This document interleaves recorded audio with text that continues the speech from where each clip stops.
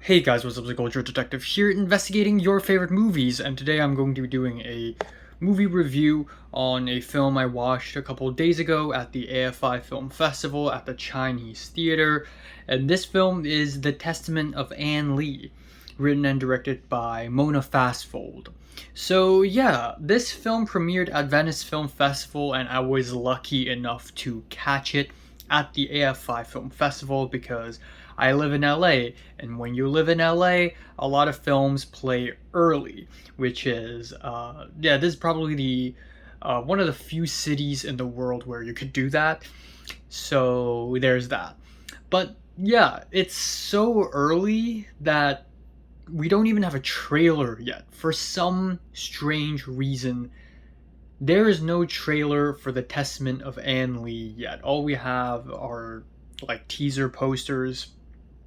But essentially, what you need to know is that Mona Fastfold is a filmmaker, and she also co-wrote and I believe also co-produced The Brutalist last year. And even though I enjoyed The Brutalist, the more I think about The Brutalist, the more I feel like it's not really all that.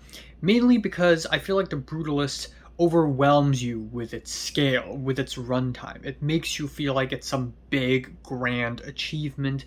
But when looking deeper into the characters and the storytelling of The Brutalist, I feel like it doesn't justify the 3 hour, 40 something minutes of runtime. I feel like the characters are not complex and the situations are not interesting enough. Seven Samurai is like 10 minutes shorter than The Brutalist, but it packs maybe 6 or 7 times more storytelling and plot than The Brutalist. So I feel like The Brutalist, the more I think about it, unfortunately, the less it seems to interest me.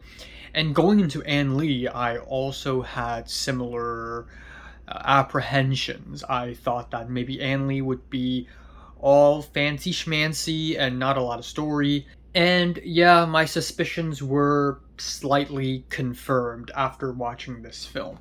This is a $10 million budget period piece, and that is absolutely insane that they pulled this off in $10 million. And I absolutely love that. I love period pieces, by the way. So automatically, this film aesthetically already captured me more than The Brutalist. And then the title cards, the hand-drawn illustrations, the production design is amazing, full of texture. And the cinematography, it's insane. Some of the shots in this film have the staging and blocking of a Caravaggio painting while having the immense scale of a Jacques-Louis David painting. And the dance numbers are amazing as well. When I was watching this film, I was really conscious of the dialogue to musical ratio because, as you all know, a lot of musicals these days are afraid to commit to the fact that it's a musical, so they end up having a lot of talking and not a lot of actual singing. But there is a pretty nice, I guess, 60% talking, 40% singing in this film. Even though I wish there was more singing. But the dance numbers are amazing. They're fervorous, they're chaotic. We have people doing the shaker movements in the foreground. We have people just going absolutely crazy in the background. Very chaotic, but also very orderly at the same time. So again, on a technical level, this film is absolutely mind-blowing. And I'm absolutely glad that I watched it on a big screen in the presence of Mona Fastfold. But you know what? If this movie is a dish, this is too much seasoning, too much condiments, while the starch and the meat themselves are just okay. First of all, this film is not really a psychological exploration of Anne Lee, and I know this film is a biography and it doesn't need to be all deep and insightful, but with a 2.5 hour long runtime with a character driven drama, I'm expecting some kind of psychological exploration. How did Anne Lee get to this point? She was imprisoned, she saw visions, and then suddenly she's worshipped.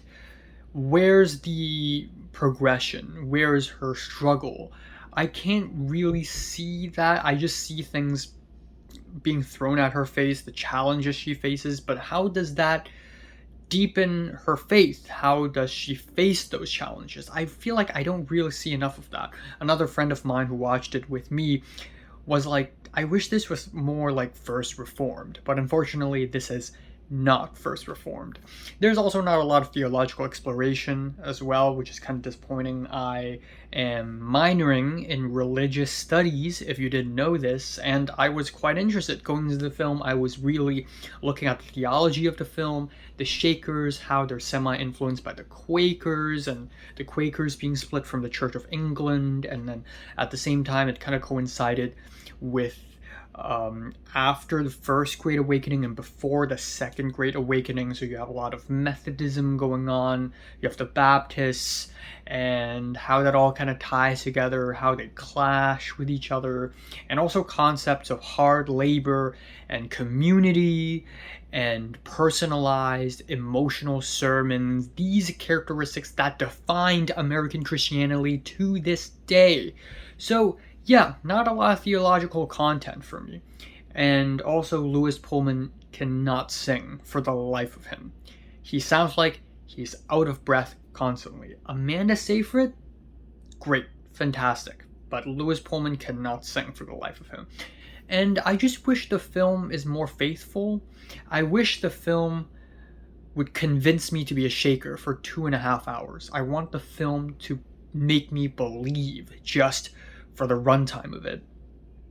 And the thing is, there are a lot of tonal clashes. There's a lot of wacky humor. There's a, oh, my finger is guiding me, God is guiding my finger scene, which was just really wacky and silly. And then at the same time, the movie tries to be very emotionally serious. But when you're doing all this wacky humor stuff, you're not going to be able to convince me to subscribe to this faith, because at times it's almost like, oh, maybe it's criticizing Shakers, maybe it's making fun of them, and then at the same time it's like it's not. And you know, tonal clashes are okay. Many Bong Joon-ho films are packed with tonal clashes. It's just that this film doesn't know how to properly set up these ups and downs of the genre tones, so they all come together kind of uneven, and every time the movie gets serious it just gets distracted, so it kind of nullifies the emotional impact. So yeah, there's not much else I can say. I mean, it is still a very enjoyable film, great technical achievement. Did it do well content wise? Not necessarily. So yeah, I guess I'm just gonna end off with a decent 7 on this movie. Yeah, so have you seen Testament of Ann Lee? Are you excited to see it? Comments below, let me know, subscribe if you want more, and thanks for watching.